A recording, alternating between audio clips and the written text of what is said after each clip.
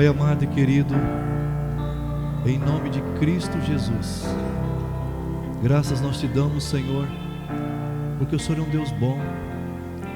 A tua palavra diz: provai e vede que o Senhor é bom. Pai, nós temos provado e temos experimentado da tua bondade, temos experimentado o teu amor, Pai, por meio de Cristo Jesus.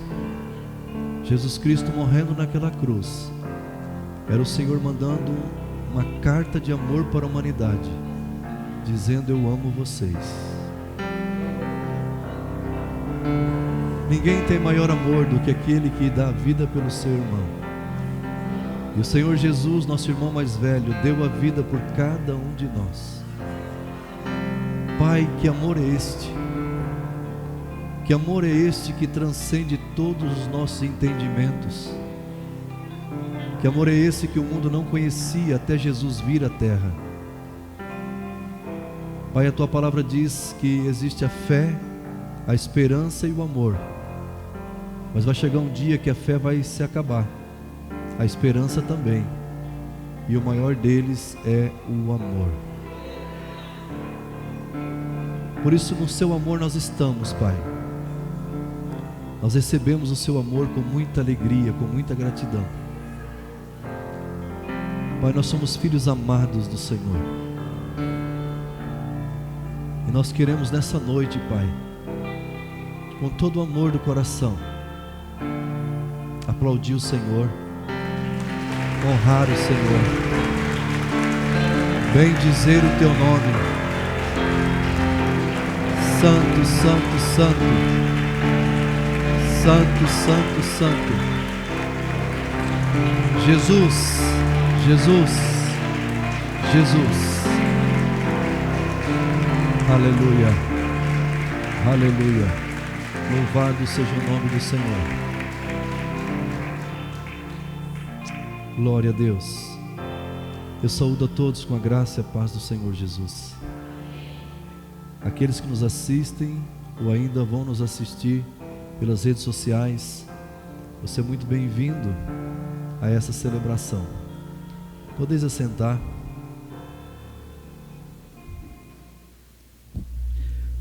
Como hoje é um dia muito especial, eu gostaria de fazer uma oração antes de pregar. Eu queria que colocasse o Salmo 46, por gentileza. Hoje é um dia especial para o nosso país, eu quero declarar algo profético para ele. Deus é o nosso refúgio e fortaleza, socorro bem presente nas tribulações. Portanto, não temeremos, ainda que a terra se transtorne e os montes se abalem no seio dos mares, ainda que as águas tumultuem e espumejem, e na sua fúria os montes estremeçam. Há um rio cujas correntes alegram a cidade de Deus, o santuário das moradas do Altíssimo. Deus está no meio dela, jamais será abalada. Deus a ajudará desde o romper da manhã. Bramam nações, reinos se abalam, Deus faz ouvir a sua voz e a terra se dissolve. O Senhor dos exércitos está conosco, o Deus de Jacó é o nosso refúgio. Venham contemplar as obras do Senhor, que tem feito desolações na terra.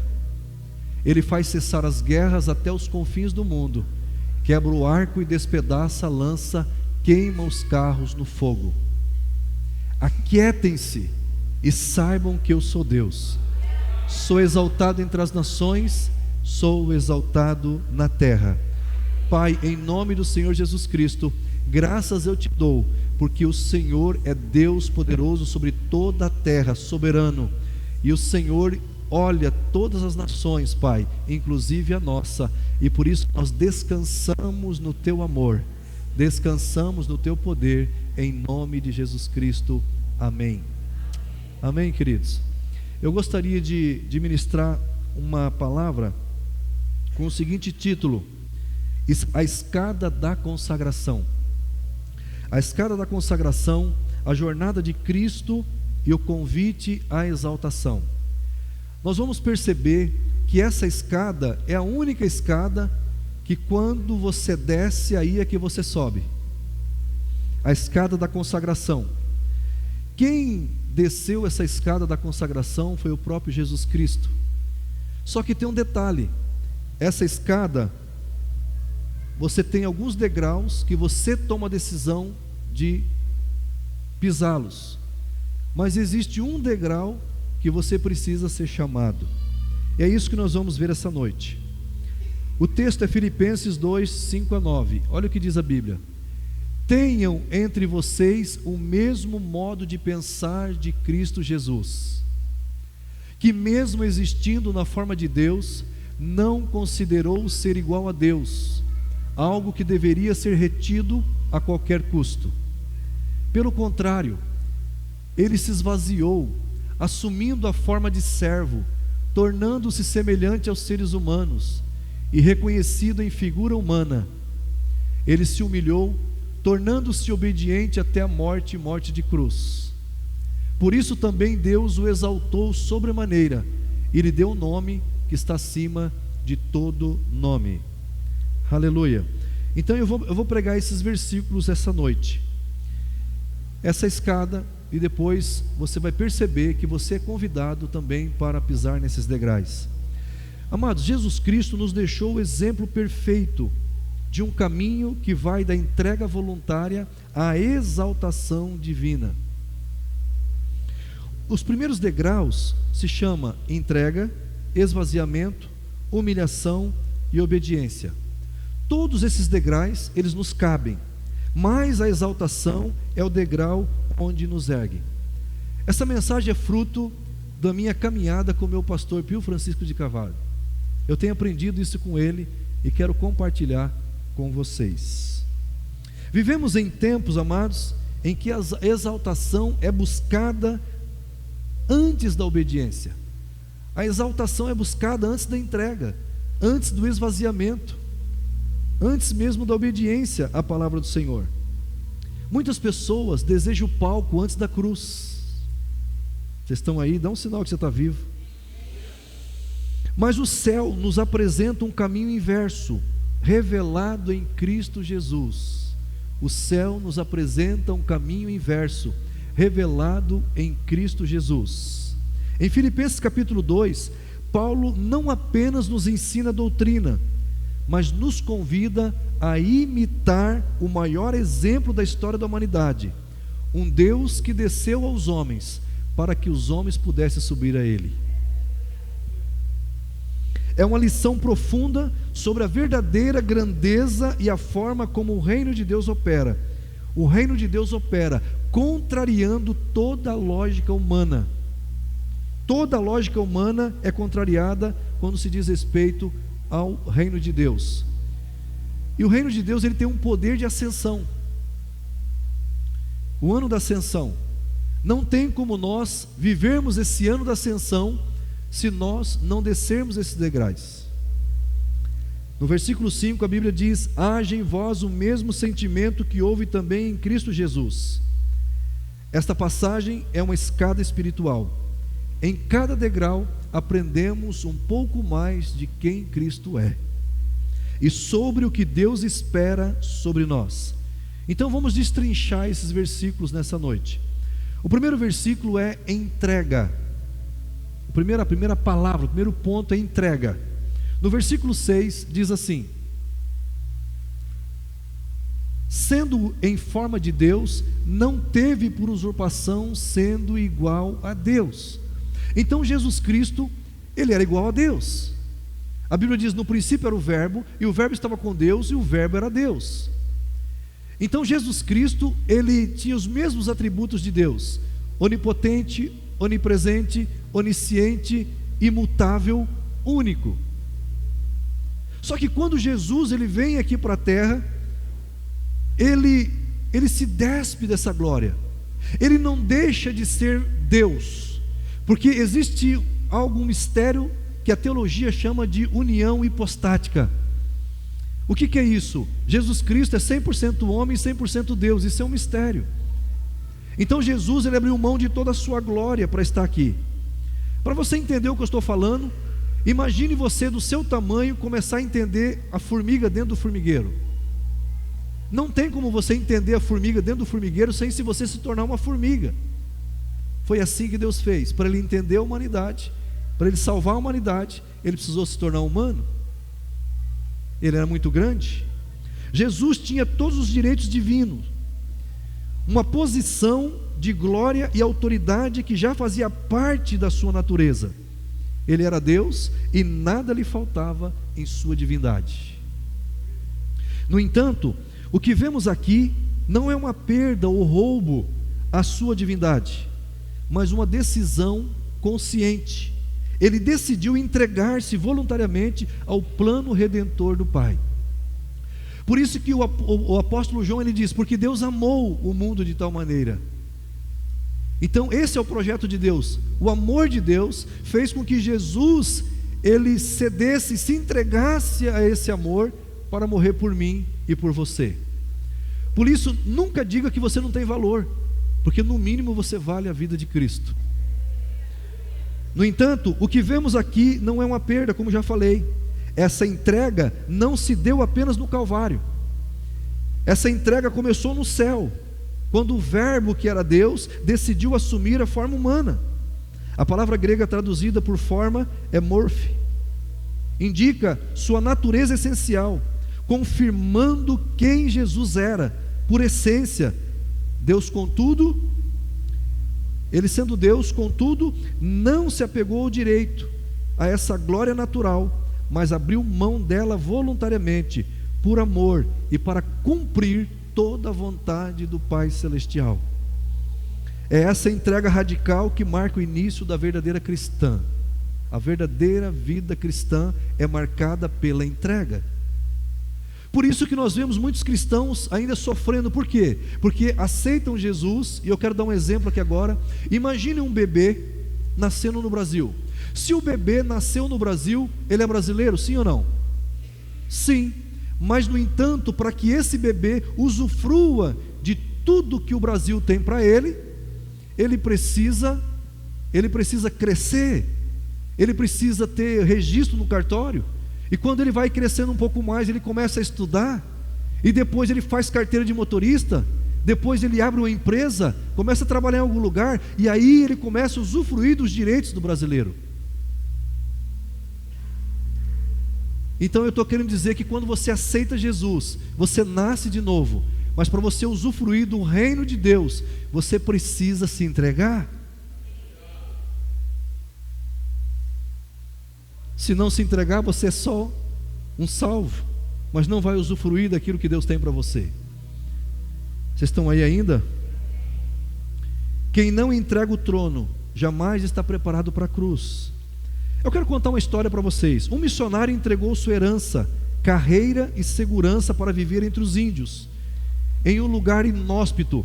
Quando lhe perguntaram se valia a pena todo aquele sacrifício, ele respondeu com a mais profunda convicção: se Jesus deixou o céu para vir ao mundo, quem sou eu para negar a selva e a missão que ele me confiou?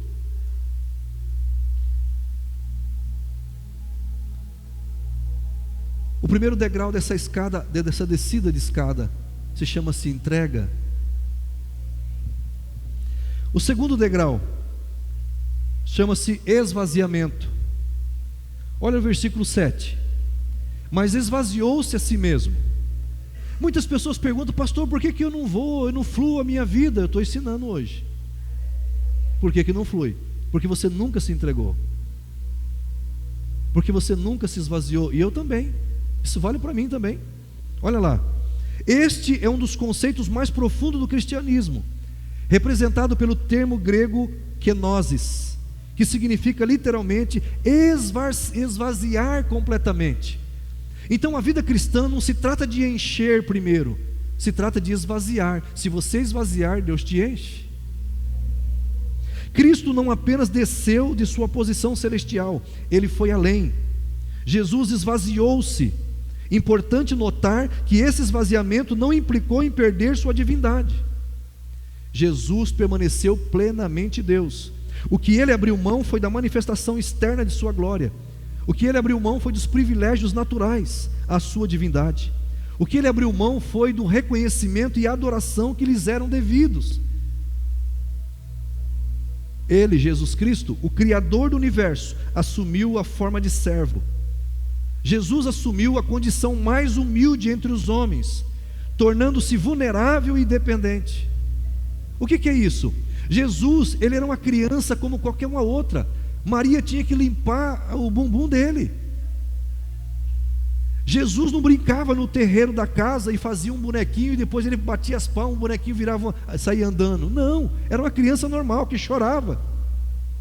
Se não desse comida, chorava. Por isso a vulnerabilidade.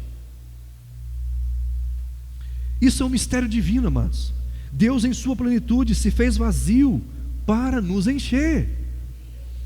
Esse é o caminho para a verdadeira plenitude espiritual. Deus não pode encher quem já está cheio de si. De novo, Deus não pode encher quem já está cheio de si, de suas próprias vontades e méritos. O esvaziamento é um processo pelo qual nos despojamos do nosso ego, nos despojamos do nosso orgulho, nos despojamos da autossuficiência para que o Espírito de Deus possa nos preencher completamente. Mais uma vez, vida cristã não se trata de encher, se trata de esvaziar-se de si, e aí o Espírito Santo te enche. Escute o que eu vou falar agora aqui. Deus só derrama seu azeite em vasos vazios. Se você chega cheio de si diante de Deus, Deus não tem nada para te dar, e nem para mim. Eu quero contar outra história. Imagine uma taça que está completamente cheia de vinagre. Uma taça completamente cheia de vinagre. Por mais que você deseje enchê-la com o melhor vinho, não há mais espaço. Para que o vinho seja derramado, a taça precisa primeiro ser esvaziada e limpa. Assim também, uma vida cheia de orgulho, de autossuficiência, de autoimportância, de coisas vazias, não pode conter a unção, a presença e o propósito de Deus. Fala amém. Muitas pessoas me perguntam: como é que eu faço para crescer? Eu estou ensinando hoje. Você precisa se entregar, você precisa se esvaziar de você. Eu já era formado pela faculdade, e aí Deus me levou para um lugar para eu aprender essa terceira lição aqui, humildade. Porque eu fui treinado para debater, eu fui treinado para conversar com qualquer tipo de pessoa, líder poder. Só que aí Jesus falou assim: líder poder não serve para mim, você precisa ser líder servo. E daí ele me levou para um lugar para lavar banheiro, me levou para um lugar para carpir, me levou para um lugar para limpar galinheiro, para limpar a piscina, até eu aprender a ser líder servo. Esse terceiro degrau, humilhação. Versículo 8 diz assim, a parte A: humilhou-se a si mesmo. Eu não estou falando para você se humilhar diante dos homens, mas se humilhar diante de Deus, a si mesmo. A humilhação de Jesus não foi algo que lhe foi imposto contra a sua vontade. A humilhação de Jesus foi uma escolha ativa e deliberada. Ele não foi arrastado à força para a humilhação, mas ele próprio se submeteu à humilhação.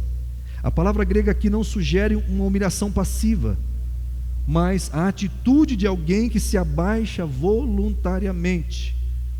A atitude de uma pessoa que se rebaixa voluntariamente.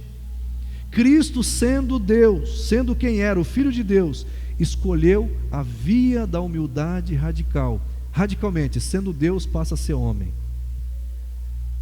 Jesus Cristo, ele se identificou com a condição humana.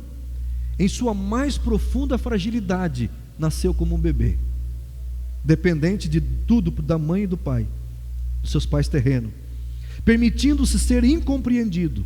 Jesus, sendo Deus, permitiu-se ser incompreendido. Jesus permitiu-se ser rejeitado e marginalizado. Esta humilhação voluntária é o oposto do orgulho, que busca sempre a sua autoexaltação. Por que muitas pessoas não conseguem ficar exaltado? Porque a exaltação não é um degrau para ninguém subir. A exaltação é um degrau que você precisa ser chamado por Deus. Porque se eu e você quisermos nos exaltar sozinho, lá em cima o vento é mais forte, você não consegue ficar por muito tempo. Muitos até chegam lá em cima, mas não permanecem e caem de novo. Você quer subir e ficar lá em cima? Então desce o degrau da entrega, desce o degrau do esvaziamento, desce o degrau da humilhação. Vocês estão comigo? É reconhecer nossa dependência de Deus. Para nós, humilhar-se significa colocar a vontade de Deus em primeiro lugar. Entre a vontade de Deus e a minha, a de Deus vence. Os propósitos de Deus, o bem do próximo acima dos nossos próprios desejos, acima da nossa reputação, do nosso conforto, mesmo quando isso custa caro ou implica em ferir o nosso ego. Humilhação é reconhecer nossa dependência de Deus e a insignificância da nossa glória própria diante da glória de Deus. Querido, a glória humana, ela é muito abaixo da glória de Deus. A glória de Deus é mais alta. Escute, quem se humilha não desce, se aproxima de Deus. Quero contar mais uma história. Pense na postura de oração, onde um homem se ajoelha, prostra-se diante de Deus. Naquele momento de humildade, de adoração, ele nunca é pequeno demais, nem insignificante demais para o Pai, porque o Pai o vê e o Pai o ouve. Pelo contrário, é nesse ato de humilhação que ele se torna mais visível, mais aceitável a graça e o poder de Deus. Por isso que o apóstolo Paulo disse: diga ao fraco que eu sou forte. Aliás, amados, o mundo espiritual, ele só te vê grande quando você está de joelho. Se você orar em pé e falar que você está rendido, o mundo espiritual não entende isso.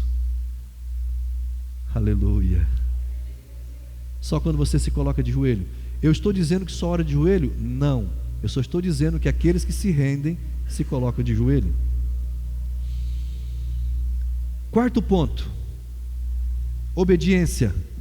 Versículo 8, a parte B. Só a parte B. Sendo obediente até a morte, morte de cruz.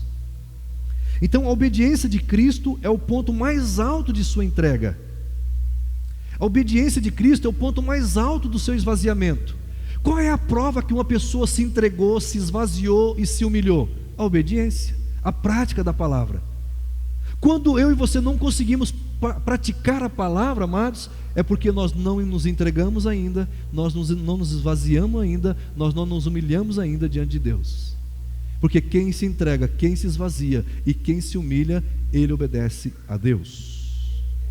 A obediência de Cristo é o ponto mais alto, como já falei. Não era uma obediência que ia apenas até onde era confortável, ou até onde não exigia sacrifício, mas sim ir até onde Deus mandou. Mas faz muito tempo que eu não mando na minha vida, desde quando eu aceitei Jesus, desde 8 de abril de 2001, eu nunca mais mandei na minha vida. Eu faço a minha agenda, o Espírito Santo faz a dele, eu tenho que anular a minha para fazer a dele. Vocês estão aí? Querido, a morte de cruz não era uma morte qualquer, era uma morte vergonhosa, uma morte pública, dolorosa e cruel. Era uma morte de execução daquela época. Somente os piores bandidos morriam, as pessoas mais vis morriam de cruz, e foi a morte que o Senhor escolheu morrer. O Pai escolheu e Jesus disse: amém, eu morro na cruz. E ainda assim ele obedeceu mesmo sem merecer. Jesus não merecia a cruz, mas ele foi obediente. Mesmo sendo rejeitado e traído por aqueles que veio salvar, ele permaneceu fiel ao propósito do Pai. Hoje, querido, é um status ser cristão evangélico, mas está chegando o tempo que os verdadeiros serão tirados dos falsos. Hoje é um status, sou crente, mas na hora que começar a perseguição, vamos ver quem é quem. Eu quero contar, já contei essa história, vou contar de novo. Você que nos ouve, é uma história, uma ilustração. Entrou muitos soldados numa igreja, armados, e disse assim: todos aqueles que negam a Jesus, vai para fora. A igreja esvaziou. Ficou o pastor e algumas pessoas. E aí sabe o que o soldado fez depois? Os que foram para fora achou que o pastor e as pessoas iriam morrer. Sabe o que aconteceu? Os soldados colocaram as suas armas na parede e disse assim: vamos cultuar agora, porque os hipócritas já saíram. Agora nós vamos cultuar de verdade o Deus mesmo. Aleluia. Escute, amados, é assim que ele obedeceu. A Bíblia Sagrada nos lembra que Deus valoriza mais a obediência do que o sacrifício. Olha lá, 1 Samuel 15, 22. Porém Samuel disse: será que o Senhor tem mais prazer em holocausto e sacrifício do que no obedecer a sua palavra? Eis que obedecer é melhor do que sacrificar, e o ouvir é melhor do que a gordura dos carneiros. O Senhor está dizendo que Ele não quer que eu e você vá de joelho, andar 1 quilômetro de joelho. Ele prefere que você obedeça a palavra. O Senhor Jesus não quer que nós façamos sacrifício. Ele quer que nós ouçamos a palavra e que nós praticamos a sua palavra, honrando o que Ele falou. Aleluia. Porque a obediência revela um coração submisso e confiante. Para nós, obedecer a Deus é amar até doer. Quem é casado aqui, faz assim com a mão. Casado. Quem é casado mais de 10 anos, continua com a mão erguida. Mais de 20, mais de 30, ficou só 2, só 3, 4, 5, mais de 30. Quem é casado há mais de 30 anos sabe que tem que aprender a amar até doer. Sim ou não? Tem vezes que você fala: meu Deus do céu, mas aí você continua casado pela aliança. Então escute, amados, para nós obedecer a Deus é amar até doer. Eu dei um exemplo só. É colocar a sua vontade acima da nossa, mesmo quando não entendemos os caminhos ou quanto o custo parece alto. Quantas vezes o Senhor diz: vai em tal lugar, e não era da minha vontade ir lá. Faça isso, e não era da minha vontade fazer, era a vontade dele. Vocês estão compreendendo? Essa escada da consagração é para você. Se Deus te trouxe aqui, Deus quer mudar a tua vida. Quantas igrejas tem aí no Paraná e no Brasil e no mundo, e você veio aqui hoje, é porque Deus quer mudar a tua vida. Ele está mostrando para você aonde que está errado. Ele está mostrando para você aonde que você tomou decisão errada. A escada é para baixo para subir. Não é subir para subir, é descer para subir. A escada da consagração. A cruz não foi um acidente. A cruz foi escolha de quem decidiu obedecer. Eu quero contar mais uma história.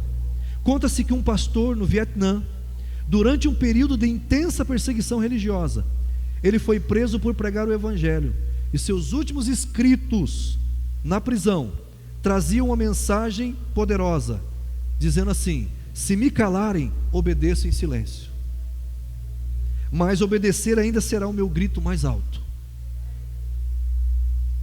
Essa é a essência da obediência radical. Ela transcende a circunstância e se manifesta mesmo no silêncio e na adversidade. Ou seja, se você quer realmente seguir a Cristo, amado, você precisa se entregar a Ele. Você precisa esvaziar a si mesmo. Você precisa se humilhar.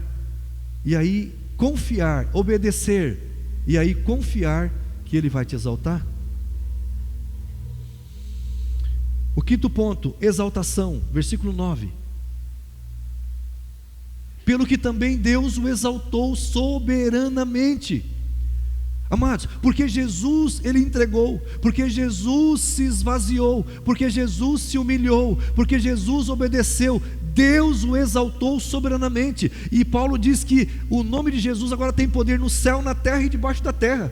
O nome de Jesus tem tanto poder que dobra todos os joelhos dos que estão nos céus, dos que estão na terra e dos que estão debaixo da terra. O nome de Jesus há poder. Jesus' name is power, strength. É poder. O nome de Jesus. E aí aqui eu quero abrir um parênteses para ensinar algo para você, que tem muita coisa na internet, e aí eu quero ensinar algo para você não se enganar. Eu queria que colocasse para mim Gálatas 3, que nem hoje cedo, Gálatas capítulo 3. Gálatas capítulo 3, o versículo não me lembro agora, mas vai passando aí, do 3. Não, desculpa, Gálatas 2,19. Sem o Espírito Santo a gente não consegue pregar, né? Gálatas 2,19.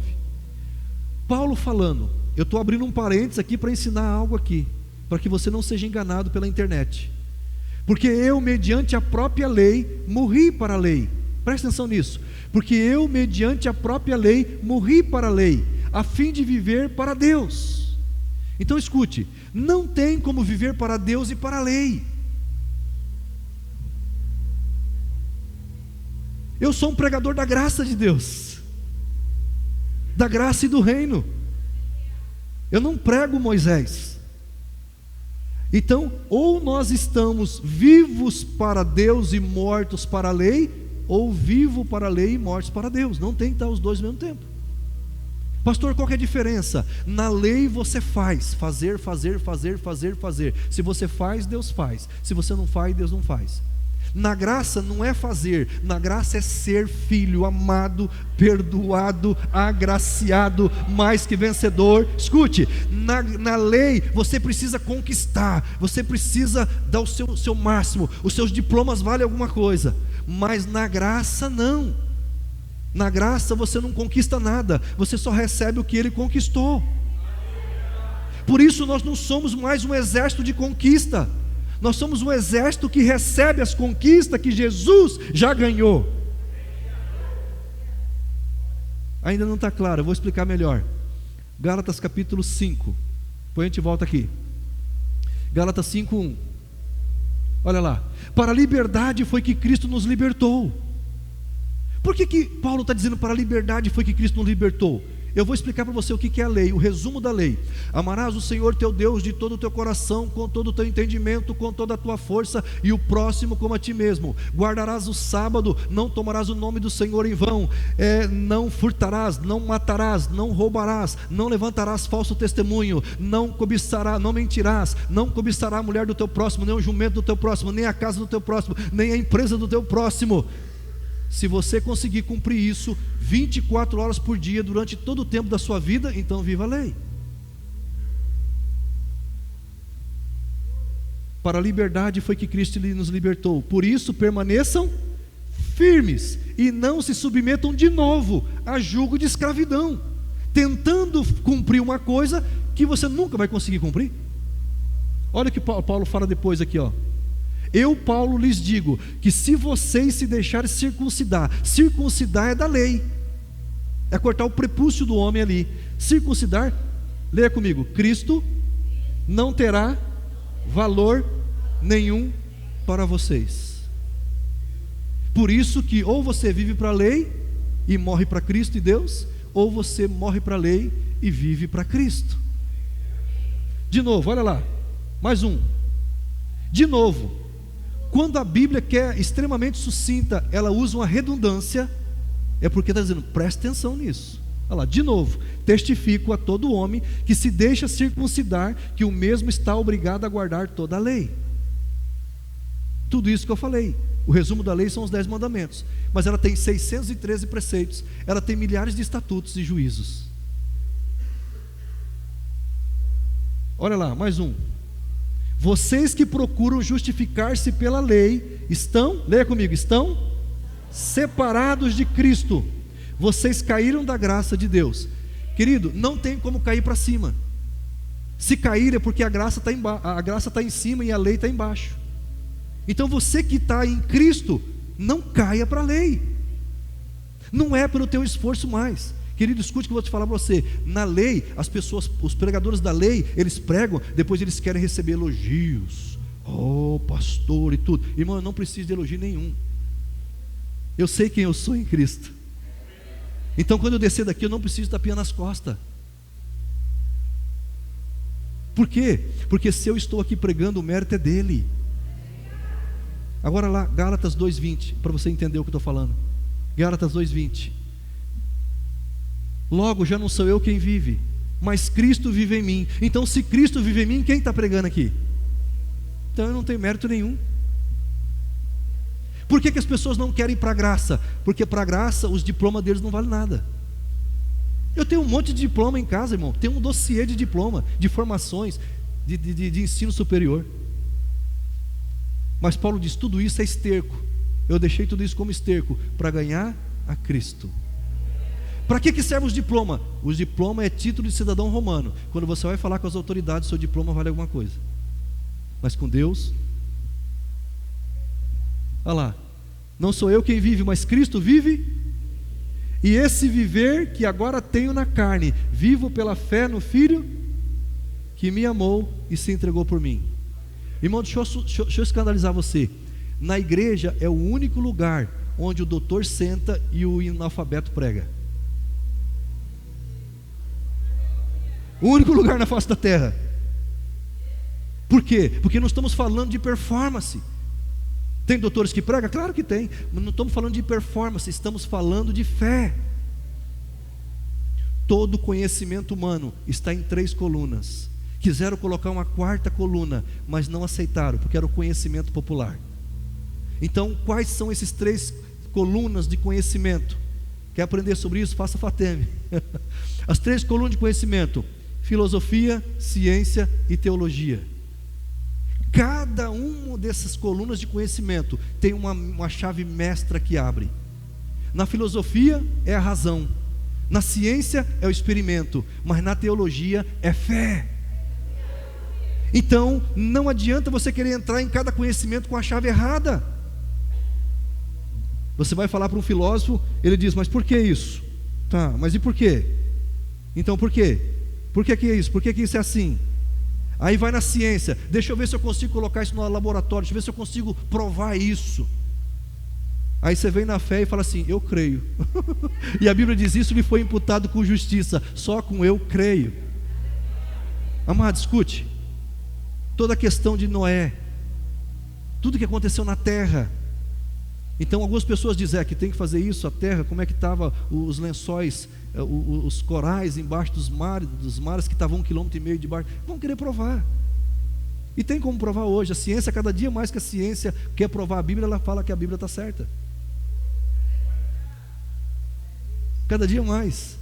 Agora o que eu quero dizer para você é o seguinte, que quando chega na teologia a pessoa diz, eu creio.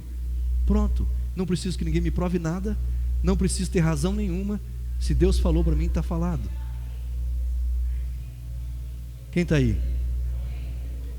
Então, amados, se você voltar para a lei, você tem que cumprir os 10 mandamentos 24 horas por dia durante todo o tempo da sua vida. Se você não cumprir, você está em maldição.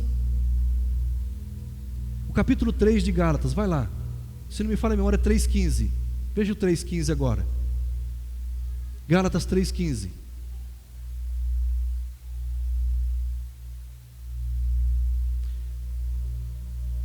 Vai passando, por gentileza. Isso aí é bom, mas eu quero uma outra coisa. Passa um pouquinho mais.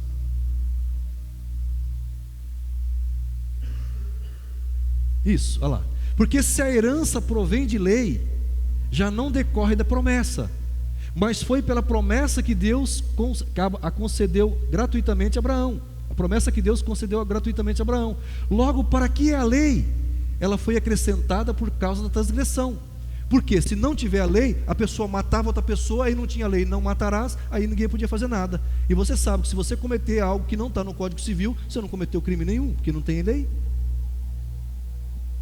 Ela foi acrescentada por causa da transgressão, até que viesse o descendente a quem se fez a promessa, que era Cristo, e foi promulgada por meio de anjos, pela mão de um mediador. Quem era esse mediador? Moisés. Ora, o mediador não é de um só, mas Deus é um só. Seria então a lei contrária às promessas de Deus? De modo nenhum, porque se fosse promulgada uma lei que pudesse dar vida, então a justiça seria de fato procedente da lei. Só que na lei diz assim, por 2 ou 3 testemunhas uma pessoa é apedrejada. Então a lei não fez justiça, porque a lei não amou. Mas a Escritura encerrou tudo sobre o pecado, para que mediante a fé em Jesus Cristo, a promessa fosse concedida aos que creem, não aos que fazem. Olha lá, continua. Mas antes que viesse a fé, estávamos sob a tutela da lei, e nela encerrados, para que essa fé, que no futuro haveria de ser revelada, de maneira que a lei se tornou nosso guardião. Deixa eu explicar isso aqui para você. Querido, imagine que você é um herdeiro de milhões, mas você tem 14 anos. Então, o que vai acontecer? Você vai ficar debaixo de tutores. Vai ter um advogado contratado pela família que vai administrar ali junto com você essa questão de dinheiro, porque você não tem 18 anos ainda. Vai ter o guardião para nos conduzir a Cristo, a fim de que fôssemos justificados pela fé. Mas agora que veio a fé, já não permanecemos subordinados ao guardião. Ou seja, quando essa criança completar 18 anos, ele não precisa de guardião nenhum, ele pode administrar o seu recurso. Quem está aí? Se ele quiser usar dessa fortuna, ele tem que pedir para o guardião, que pode ser um tutor e um advogado. Tutor, uma pessoa da família e um advogado. E aí o que vai acontecer? Ele fala assim, ó: eu quero aumentar meu lanche, eu quero dar uma festa e vai custar 10 mil, e ele tem 1 bilhão no banco. E aí a tutora fala assim: não, acho que 10 mil é muito. E ele não pode falar nada, porque ele está sob tutor e guardião. Assim é o crente que ainda não amadureceu. É como a criança de 14 anos. Quando você desce a escada, Deus te exalta, e Deus te faz o quê? Te dá toda a sua riqueza para você administrar. Pois todos vocês são filhos de Deus, mediante a fé em Cristo Jesus. Porque todos vocês me foram batizados em Cristo, todos vocês que foram batizados em Cristo, de Cristo se revestiram. Olha lá, assim sendo, não pode haver judeu nem grego, nem escravo nem liberto, nem homem nem mulher, porque todos vocês são um em Cristo Jesus. Aleluia. Olha lá, e se vocês são de Cristo, são também descendentes de Abraão e herdeiros segundo a promessa. Escuta, qual é a confusão que as pessoas fazem de fazer a lei e a graça? É porque o Deus dos hebreus é o nosso Pai. Quando Deus fez a promessa para Abraão, Ele disse assim, ó: a sua descendência será como a areia do mar e como as estrelas do céu. Então, a areia do mar é física, é Israel físico. As estrelas do céu é a igreja, somos nós. Porque a promessa foi feita a Abraão e ao seu descendente, a Jesus Cristo. Então, se nós estamos em Cristo, então também somos filhos de Abraão pela fé. Então, quando algum cristão vai fazer um curso teológico com um judeu rabino, ele não entendeu nada de graça. Então, foge enquanto é tempo. Vocês estão aí? Porque se você quiser cumprir a lei, você cai da graça e está separado de Cristo. É só para que a igreja saiba se defender de tantas coisas que tem na internet. A exaltação, pelo que também Deus o exaltou soberanamente. Ao chegarmos ao auge da jornada de Cristo, a exaltação, após descer aos níveis mais baixos de entrega, esvaziamento, humilhação e obediência, Cristo foi erguido ao mais alto lugar do universo, e quem o exaltou foi o próprio Deus. Essa não foi uma exaltação baseada em méritos humanos ou aclamação popular, foi uma ação divina, justa e gloriosa. Ação divina, justa e gloriosa. A palavra soberanamente indica que esta exaltação foi além de qualquer autoridade humana, espiritual ou terrena. Foi uma elevação que transcende todas as categorias de honra, dando a Jesus Cristo um nome que está acima de todo nome.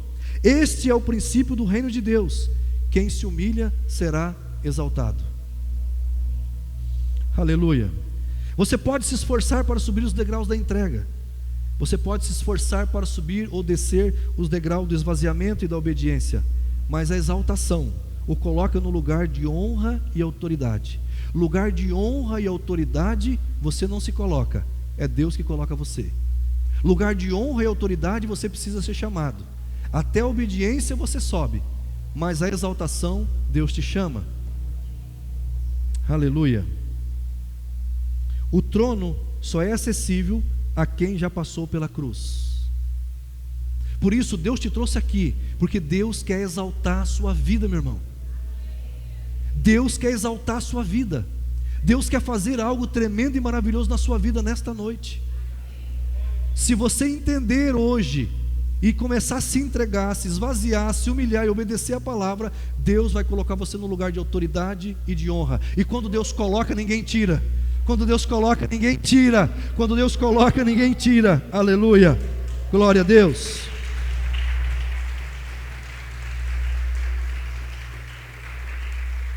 O trono só é acessível a quem já passou pela cruz. Eu quero ilustrar agora com a vida de Davi. Pense na vida de Davi. Davi foi ungido rei por Samuel ainda jovem, mas não subiu ao trono imediatamente. Ele foi ungido, mas continuou cuidando de ovelhas. Davi teve que passar por anos de provação. Davi passou na caverna de Adulão. Davi passou pelo deserto. Davi passou pela perseguição de Saul. Só após todo esse processo de humildade e obediência, de aprender a depender exclusivamente de Deus, é que ele foi de fato exaltado ao trono de Israel. A exaltação de Davi não foi próprio mérito, mas ação de Deus em seu tempo. Portanto, amados, Deus, Ele quer exaltar a igreja, a sua igreja na terra.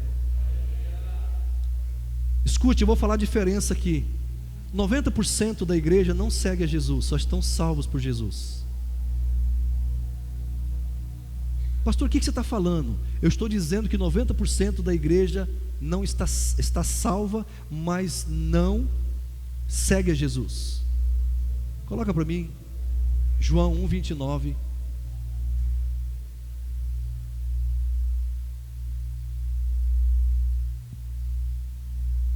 No dia seguinte, vendo que Jesus vinha em sua direção, João disse: eis o Cordeiro de Deus que tira o pecado do mundo.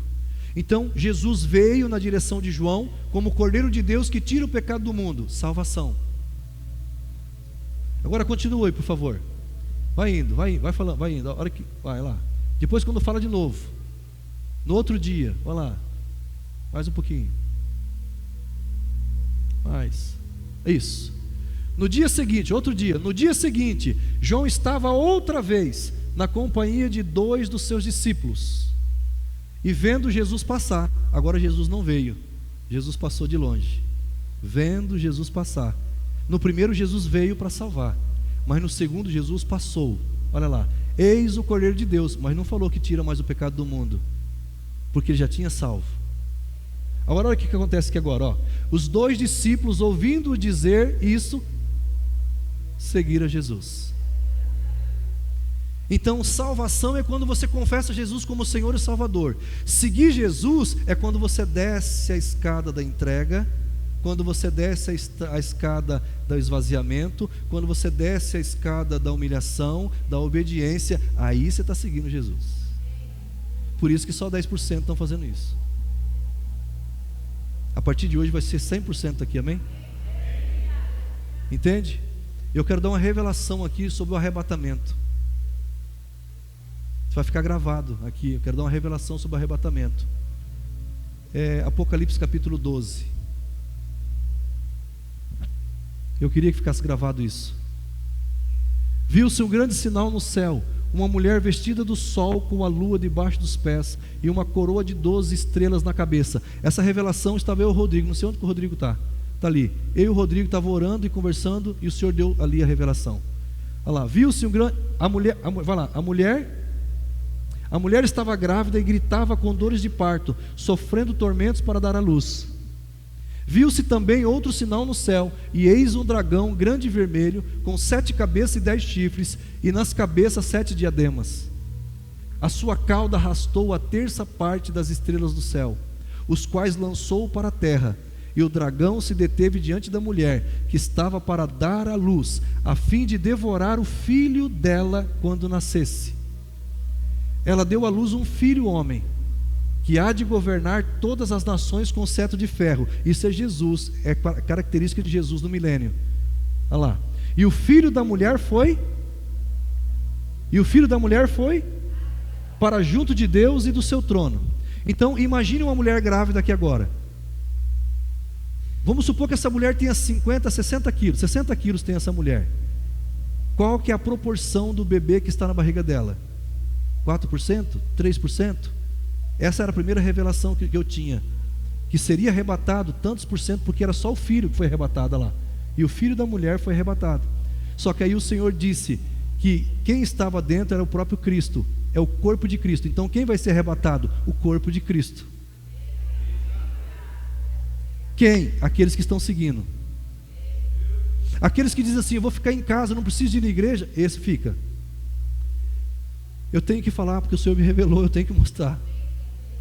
Então, quem que vai ser arrebatado? Quem está no corpo de Cristo, unido com a igreja. Quem vai ser arrebatado? Aqueles que se veem como filhos, aqueles que não se veem mais como pecadores, aqueles que se veem como filhos.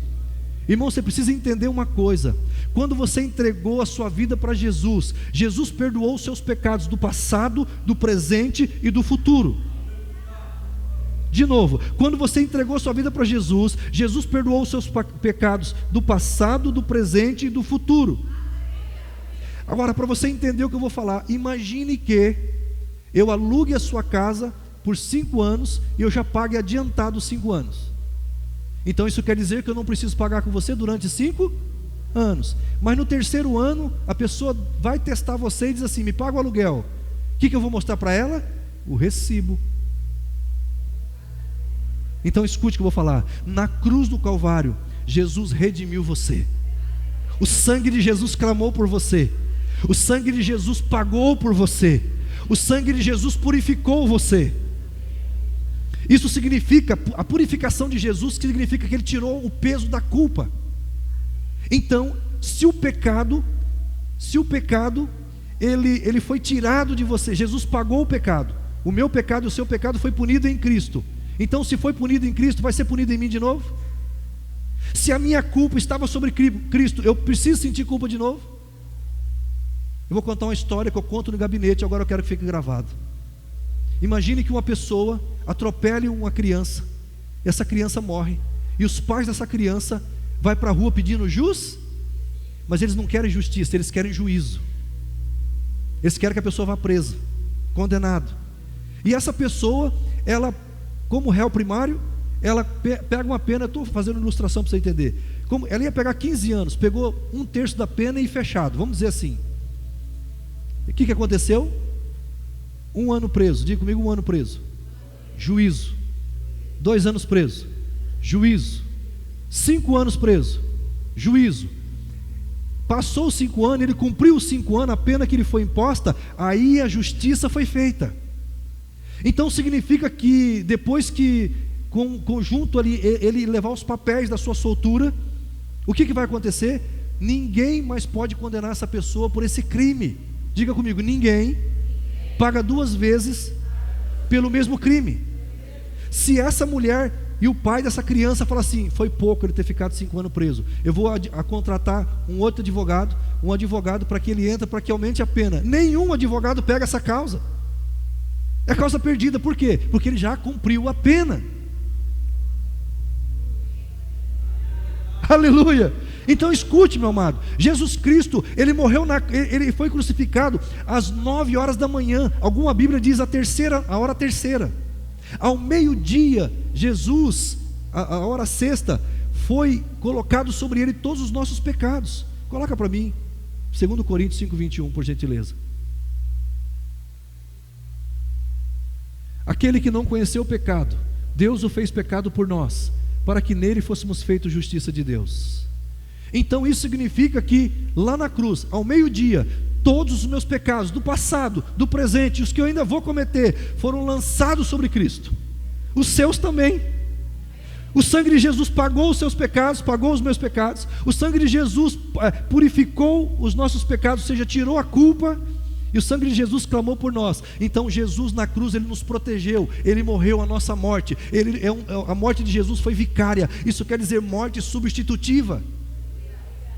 Agora, quando Jesus, às 15 horas, ele morre, ou antes porém, quando os nossos pecados foi sobre Jesus, imagine que eu sou Deus, Jesus está ali e aqui é a humanidade. Então, porque a humanidade pecou, Deus virou as costas para a humanidade. E Deus estava conversando com Jesus até meio-dia. Quando os pecados da humanidade, esse versículo se cumpriu ao meio-dia, foi colocado sobre Jesus, Deus vira as costas para Jesus. Por isso que Jesus disse: Eli, Eli, lama sabachthani, Deus meu, por que me abandonaste? Deus abandonou Jesus por causa do meu e os seus pecados, que agora estava sobre Jesus sendo punido. Deus vira as costas para Jesus, mas vira a face para nós. Podem vir agora, todos os seus pecados foram perdoados, porque meu filho decidiu pagar por vocês. E Jesus morrendo na cruz satisfez a justiça de Deus. Escute, amados, satisfez a justiça de Deus. E aí Jesus, às 15 horas, ele morre fisicamente. Quando ele morre fisicamente, um dia morto, juízo. 2 dias morto, juízo. 3 dias morto, juízo. Ele ressuscitou, a justiça foi feita. É sobre essa justiça que está na nossa vida. A vida do cristão começa com a ressurreição, porque na cruz ele nos protegeu, ele nos deu vida. Mas na ressurreição, escuta, na cruz ele nos protegeu, perdoou os nossos pecados, mas na sua ressurreição ele nos deu nova vida, deu a vida eterna. Por isso eu e você, escute o que eu vou falar aqui agora. 2 irmãos aqui que possa vir sem constrangimento aqui, que eu possa usar a tua imagem. 2 irmãos. Você veio primeiro, você é Cristo. Você é Adão, o último Adão, você é o primeiro Adão. Queridos, a partir de que Jesus morreu na cruz, Deus só vê 2 homens na face da terra.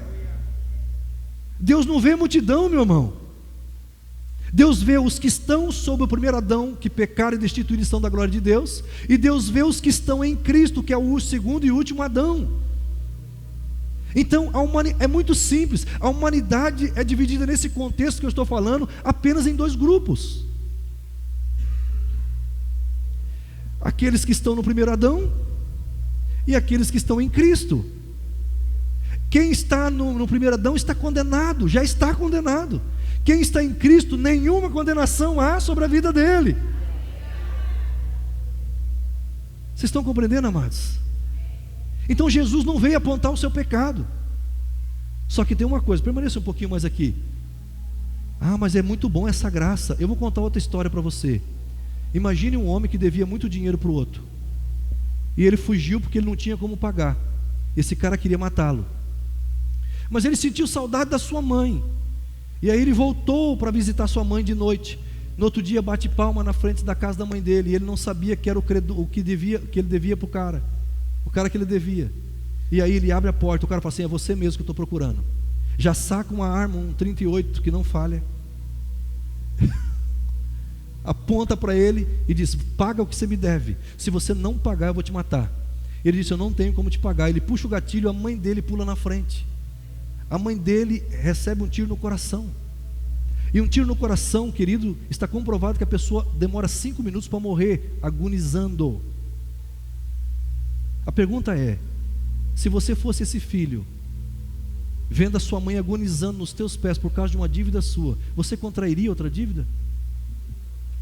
Sim ou não? Então Jesus agonizou por mim e por você na cruz. Então a graça não é direito para pecar. A graça é uma capacitação para você viver uma vida na presença de Cristo.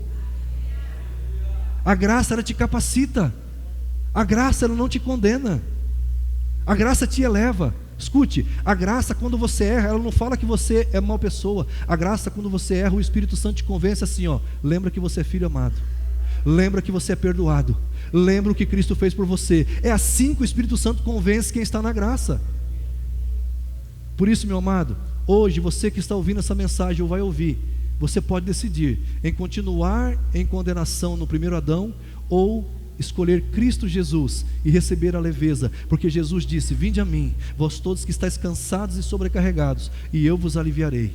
Aprendei de mim, que sou manso e humilde de coração, e encontrareis descanso para a vossa alma. Tomai sobre vós o meu jugo, que é suave, e o meu fardo, que é leve. Amados, é o contrário do que as pessoas pensam. O jugo de Jesus é suave, o fardo dele é leve. Jesus não veio condenar você, Jesus veio pagar a sua conta e a minha conta. Quem está compreendendo isso? Jesus é irresistível. Só que se você quer viver uma vida abençoada aqui na terra, uma vida aqui de êxito, aí sim você precisa seguir Jesus. Não estamos falando de salvação, estamos falando de ter uma vida plena aqui na terra. Sabe por quê? Porque a Bíblia diz que nós temos a vida eterna. Escute, a vida eterna já começou, amados. Ela não vai começar, ela já começou.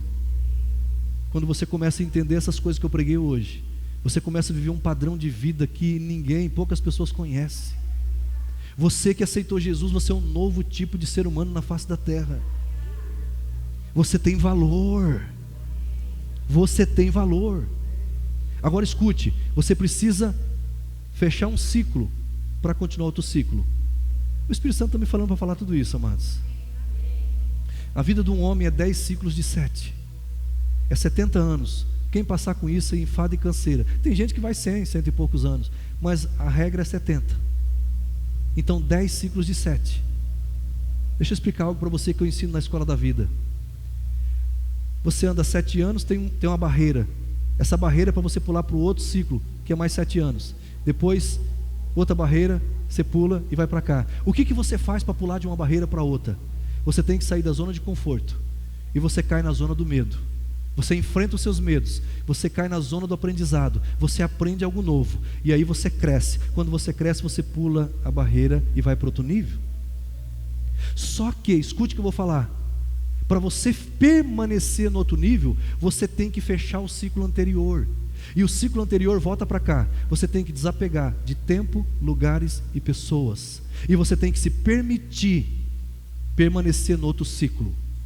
Isso significa que você... Por que tem pessoas sobe e desce? Porque ele nunca fechou o ciclo anterior. Então ele não consegue viver o próximo ciclo. Estão entendendo, amados? Então, escute, você vai para o outro ciclo, mas você não terminou com pessoas, mas você não terminou com lugares, mas você não terminou com tempo. O que significa isso? Significa que você tem que ter novos lugares, novas pessoas, novas conexões. Deixa eu dar um exemplo bem bobinho para você entender. Você está na 5ª série e você tem um amigão do peito na 5ª série. Só que você passou para a 6ª e o seu amigo reprovou. E aí tem gente que fica reprovando junto com o amigo. Isso é normal? Não, se ele reprovou porque ele não estudou e ele não quer crescer, mas você passou. Então você vai ter novos amigos, porque não tem mais como continuar estudando na 5ª série com o seu amigo. Quem está aí? Por que você não permanece aonde você está? Porque você sempre está olhando para trás quem ficou, e você não está olhando quem Deus colocou na tua frente.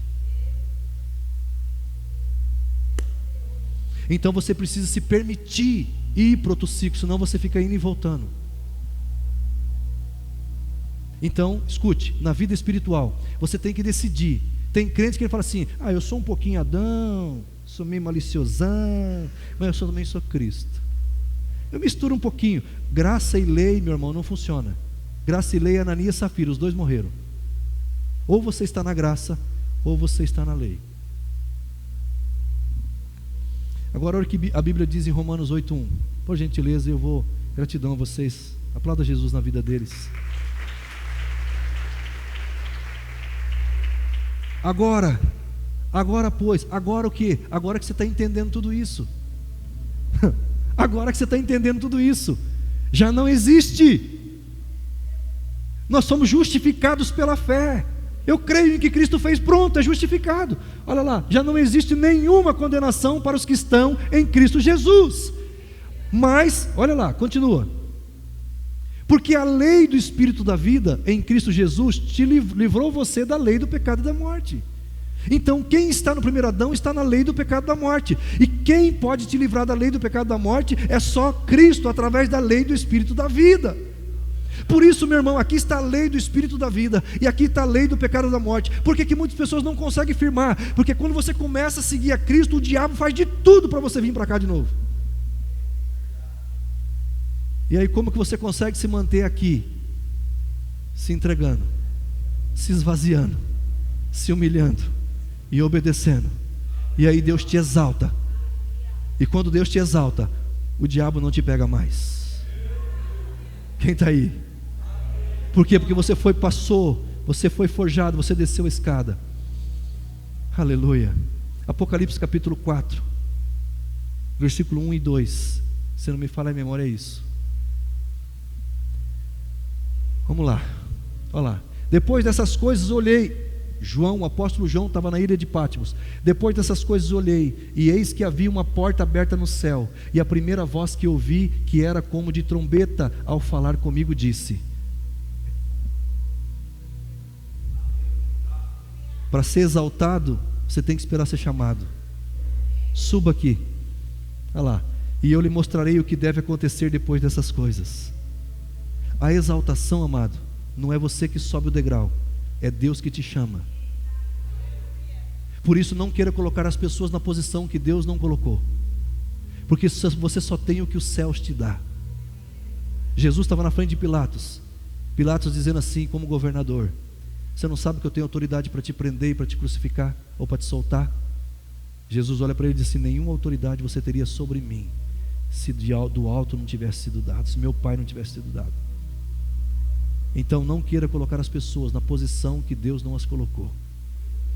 Mas se você está entendendo a mensagem, eu estou sendo claro, Deus te trouxe aqui. Cada pessoa que Deus trouxe aqui hoje é sinal que Deus quer que você desça para subir.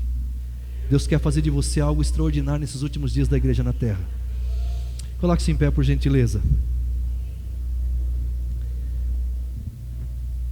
A beleza dessa caminhada de Cristo está em seu propósito redentor. Cristo se entregou, se esvaziou, se humilhou, obedeceu e foi exaltado, para que hoje você também possa ter acesso à salvação e à vida plena. A salvação não está em tentar subir escadas religiosas de méritos e sacrifícios humanos. Pelo contrário, ela está em um movimento de descida, descer com Cristo em entrega, em esvaziamento do ego, em humilhação e obediência à sua palavra. E ao fazermos isto, permitimos que o próprio Deus nos levante, nos exalte no tempo e da maneira dele.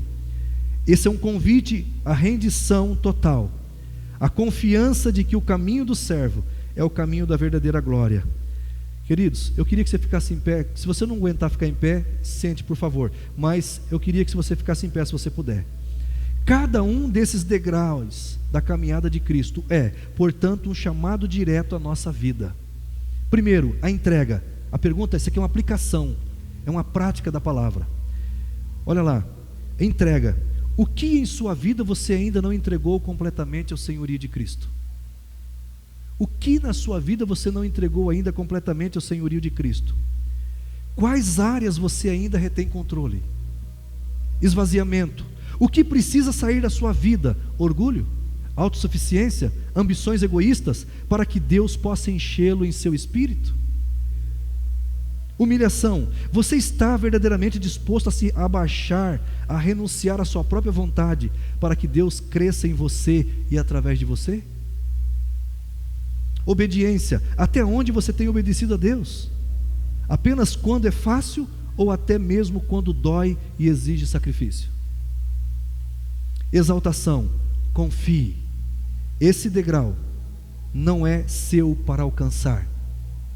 Esse degrau é de Deus para te conceder. Exaltação é um degrau que...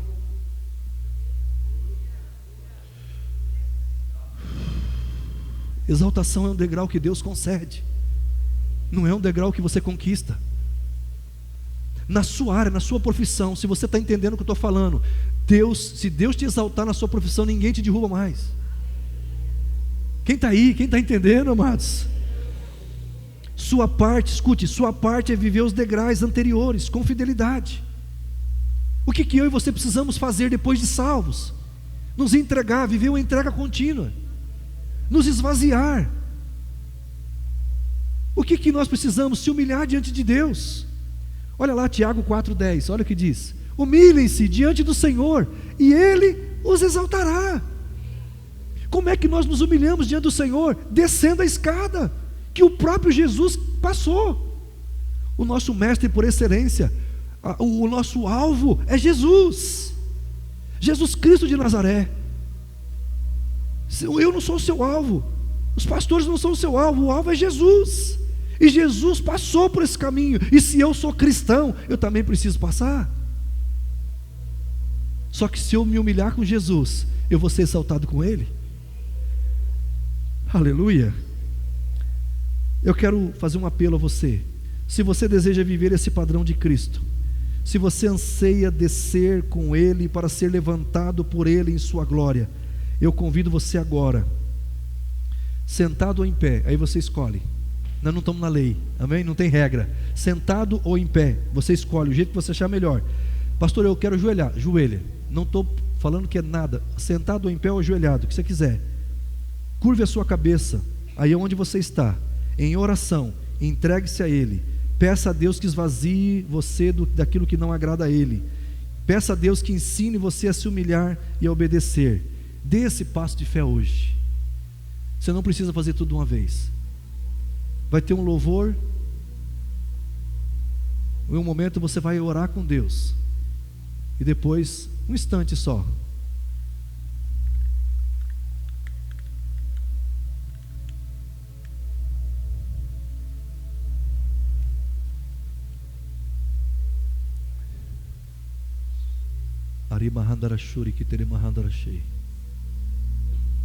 Espírito Santo de Deus, Espírito Santo de Deus, o apóstolo Paulo disse: tenham em vocês o mesmo sentimento que houve também em Cristo Jesus. Qual foi o sentimento de Jesus? De entrega. Pois ele, subsistindo em forma de Deus, não considerou o ser igual a Deus. Ou seja, toda a posição de Jesus ele abriu mão. Não quer dizer que ele perdeu a posição, ele só não valorizava tanto mais. Querido, Jesus precisa ser o centro da nossa vida. Jesus precisa ser maior que nós mesmos. Jesus precisa ser maior do que a nossa família. Não por Ele, mas por nós mesmos. Jesus precisa ser maior do que o nosso trabalho, nosso dinheiro, nossos recursos, as nossas posições, nossos diplomas. Jesus não considerou ser igual a Deus, mas Ele abriu mão daquilo que Ele devia se apegar. Pelo contrário, Jesus esvaziou a si mesmo, assumindo a forma de servo, tornando-se semelhante aos seres humanos, e reconhecido em forma e figura humana, a si mesmo se humilhou, tornando-se obediente até a morte, morte de cruz.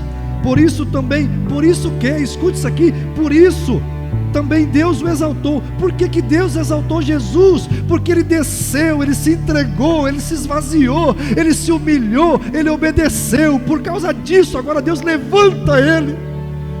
Jesus Cristo foi levantado para nunca mais cair. Deus ressuscitou Jesus para nunca mais morrer. Lázaro foi ressuscitado, mas Lázaro voltou a morrer. Mas Jesus nunca mais morreu. Ele está vivo. Por isso também Deus o exaltou. O Espírito Santo está dizendo para essa igreja nesta noite: aqui está a escada da consagração. Decida se consagrar a Deus.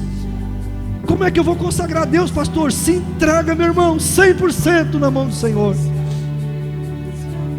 Aleluia. Quando eu falo entregar 100%, eu não estou chamando você para ser pastor. Entrega 100% e Deus vai te honrar na sua profissão. Deus vai usar você na sua profissão, vai usar você na sua empresa, aquilo que Ele chamou você. Eu fui chamado para a porção santa, mas tem pessoas que foram chamadas para estar no meio da comunidade, pessoas que são chamadas para estar no meio do povo, das pessoas, e lá é o seu ministério, assim como aqui é o meu ministério. Deus vai honrar você, meu irmão. Quando você desce, Deus te eleva. Quando você desce, Deus te faz subir. Aleluia. Com Deus, descer é subir. Você desce no seu orgulho, na autossuficiência, e você diz: Deus, eu entendi, eu dependo 100% do Senhor, mesmo que eu tenha sido capacitado, mesmo que eu tenha sido estudado, mesmo que eu tenha diplomas. Senhor, eu decido abrir mão da glória dos meus diplomas para servir ao Senhor naquilo que eu faço de melhor, naquilo que o Senhor colocou dentro de mim. Querido, cada um de vocês que estão aqui, Deus colocou uma mensagem dentro de você, que o mundo precisa ouvir. Você precisa abrir a boca. Querido, aonde você está?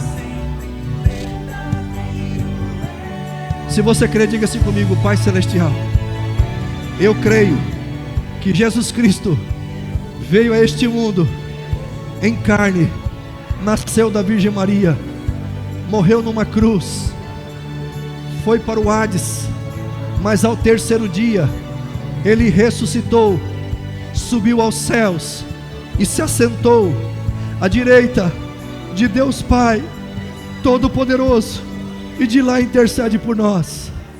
A esse Cristo Jesus eu declaro que é o meu único e suficiente Salvador e Senhor, e enquanto vida tiver, a Ele eu sirvo, a Ele eu amo, servindo pessoas e amando pessoas.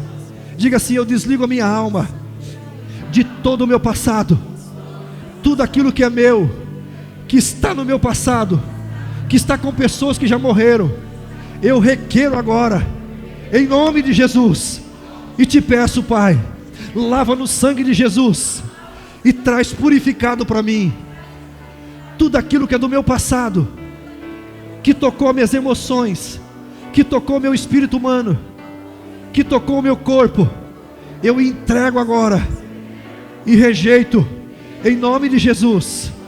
E se você crê no que eu vou falar agora, diga amém. Como ministro do Evangelho ungido por Jesus Cristo, eu declaro: perdoados são todos os seus pecados.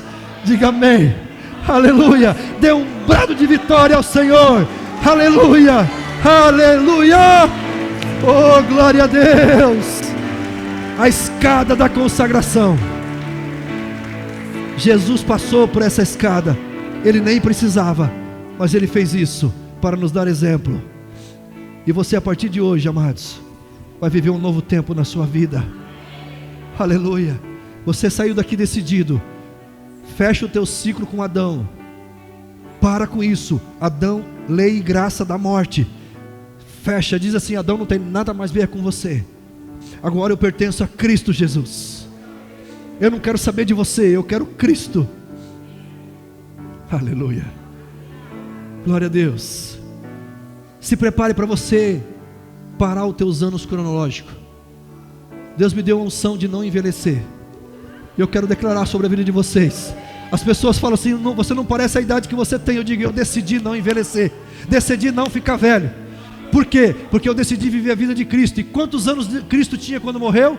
33 anos, é a idade que eu tenho, é a idade que você tem, 33 anos, você não tem mais. Eu parei de fazer aniversário, parei, porque agora eu parei nos 33 anos, aleluia. Você pode comemorar, mas todo ano você comemora 33, quem está aí? Querido, se você crê, você pega, se você duvida, larga. Mas eu decidi não mais fazer anos de vida. Quantos anos você fez? Agora, qual que é o meu ano cronológico? 52 anos. Cristo morreu com 33 para continuar vivendo em mim aos 52. E porque Ele está em mim, eu preferi que Ele viver a vida dele, porque Ele é jovem, Ele é saudável. E essa unção está para a igreja. Eu declaro sobre a sua vida: não envelheça mais, não envelheça mais. Seja sempre jovem com Jesus. Quando você chegar lá no céu, você não vai encontrar um velho barbudo. Deus não é um velho barbudo, assim com as costas assim, não. Deus é jovem. Não conhece que o eterno não se cansa? Aleluia. E nem se afadiga? Até os jovens correrão e se cansarão, mas aqueles que esperam no Senhor renovarão suas forças, subirão com asas como águia, correrão e não se cansarão, caminharão e não se fatigarão. Aleluia. Receba a vida, e uma das maneiras de você receber a vida é tomar a ceia do Senhor. Ouça o que eu vou falar: todas as pessoas que estão aqui devem ceiar hoje. Por quê? Se você ceiar, é que você creu no que eu preguei. Se você não ceiar, é porque você não creu nada, não entendeu nada. Você tem que fazer tudo de novo, porque a ceia não é minha, a ceia é do Senhor Jesus. Todos aqui creram em Jesus, sim ou não? Então a ceia é de Cristo, não é minha, e nem da comunhão que está a aba. Então, se você creu em Cristo, você é convidado para ceiar. Só que tem um cuidado. Qual que é o cuidado, pastor? Ceia não é culto fúnebre. Ceia é comemoração do pagamento do pecado que Jesus fez por nós, da sua morte e ressurreição. Então, como é que você vem ceiando? Uma música, põe uma música agitada. Você vem Porque ceia não é culto fúnebre, ceia é comemoração da sua nova vida em Cristo. Então venha com alegria do seu lugar, só não coma enquanto para nós comermos junto. Vem dançando, não dá para vir pulando, porque senão pode machucar o outro aí. Cuidar das crianças, mas venha com alegria. Minha força está em ti, nada é impossível em ti. Olhos se abrem, muralhas caem, estou vivendo pela fé. Nada é impossível.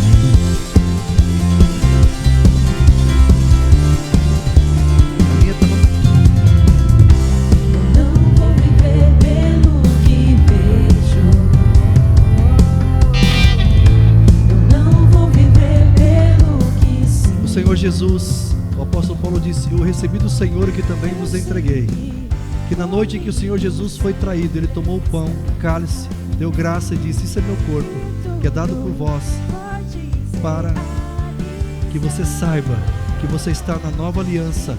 Nesse sentido, que Jesus, na nova aliança, o corpo dele foi partido, o corpo dele foi quebrado, os seus pecados foi colocado no corpo de Jesus. Por isso, você que entende isso, comei dele todos. Olhos se abrem, muralhas caem, estou vivendo pela fé, nada é impossível. Semelhantemente, depois que foi traído, ele tomou o cálice, deu graças, abençoou e disse: esse é o sangue da nova aliança, que é derramado por vós. Fazei isto em memória de mim.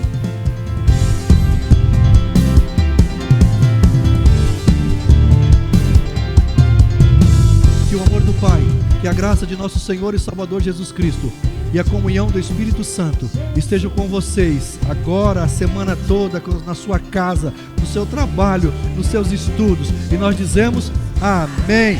Faça festa, porque hoje é dia de festa. Continue abençoado. Jesus.